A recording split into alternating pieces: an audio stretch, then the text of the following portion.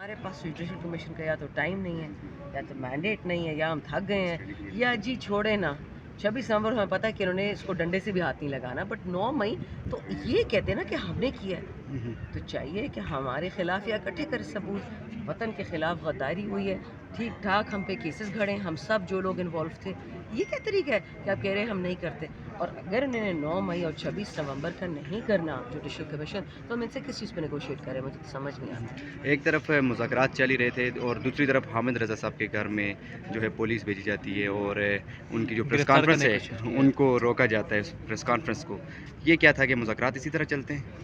بچے, میں اتنا میرا دل دکھتا ہے اس وقت صوبہ پنجاب کے لیے, کیونکہ ایک 17 ووٹوں والی ڈائن ادھر بیٹھی ہوئی ہے جو لوگوں کا حلق میں اس نے انگلیاں ڈالی ہوئی ہے.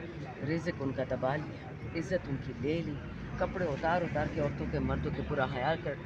جو میں جیل سے بھی آ رہی ہوں, جو باتیں سن کے آ رہی ہوں, تو میں بھی شیئر نہیں کر سکتی قبل از وقت, لیکن جو آپ کو چیزیں بتاؤں گی, جو پشاور میں ایک بچے نے مجھے بتایا جو ملٹری کسٹڈی سے نکلا ہے, کہ جو ان کے ساتھ یہ ظلم, جس قسم کا ظلم کرتے تھے, تو حامد رضا صاحب کے ساتھ ایک چھوٹی سی سزا ہے سچ بولنے کی, صرف گھر سراؤنڈ کر لیا, صرف اریسٹ کر رہے ہیں. ان کے ساتھ تو انہوں نے وہ بے حرمتی کی ہے جو جندال کے ساتھ نہیں کرتے, موڈی کے ساتھ نہیں کرتے, ابھی نندن کے ساتھ نہیں کرتے, کلبھوشن کے ساتھ نہیں, پاکستانی مسلمانوں کے ساتھ کرتے.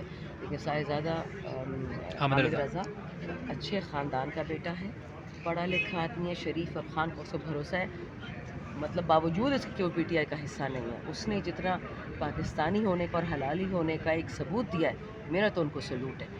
اب یہ لوگ مذاکرات کریں, ان کے ڈرامے ہمیں نہیں پتہ یہ کس قسم کے لوگ ہیں. جن لوگوں نے ارشد شریف, ذل شاہ اور میاں باد فاروق کے بیٹے بیبی عمار کی زندگی گل کر دی, وہ عمران خان سے اصلی اور سچے مذاکرات کریں گے؟ ہو ہی نہیں سکتا. آپ عمران خان نے تو کال آف کر دی ہے, لیکن آپ آج ملاقات ہوئی آپ کی خان صاحب سے؟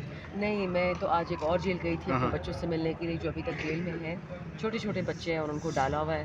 شکر الحمدللہ کہ جیل کے جو حکام ہیں ان میں تھوڑی سی انسانیت اور آئین اور قانون کی پامالی نہ کرنے کا احساس ہے, لیکن جیسے جیسے بے گناہوں کو ڈالا ہے, معذوروں کو ڈالا ہے, جو لوگ صحیح طرح سے بول نہیں سکتے.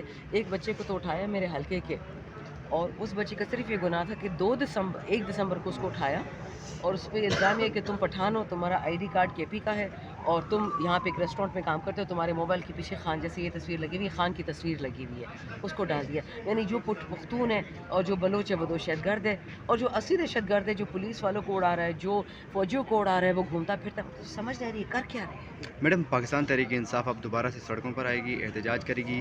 گرینڈ الائنس آپ بننے جا رہے ہیں, ان کو ملا کر آپ سڑکوں پر نکلنے والے ہیں جو یا خان صاحب کہیں گے بیٹا 2 لوگوں نے بھی نکلنا ہوگا تو نکل آئیں گے. I was the last person on D چوک 26 نومبر کو. ہم آج رات 11:30 پونے 12 گئے ہیں. خان صاحب بولیں گے جو کرنا ہے کرو, کہ اس وقت ہم قیامت کی گھڑیوں سے گزر رہے ہیں, ہم نے پاکستان کو بچانا ہے. میرا تو ویسے ہی ایک دن اللہ نے لکھا ہوا ہے قبر کے لیے. ہم پشتوں میں کہتے ہیں ہم سب قبر کے مہمان ہیں. قبر سے اگر آج تک کوئی چھپ سکا ہے تو مجھے بتا دیں, ہم تو نہیں چھپ سکتے. جو کرنا ہوگا وطن کے لیے کریں.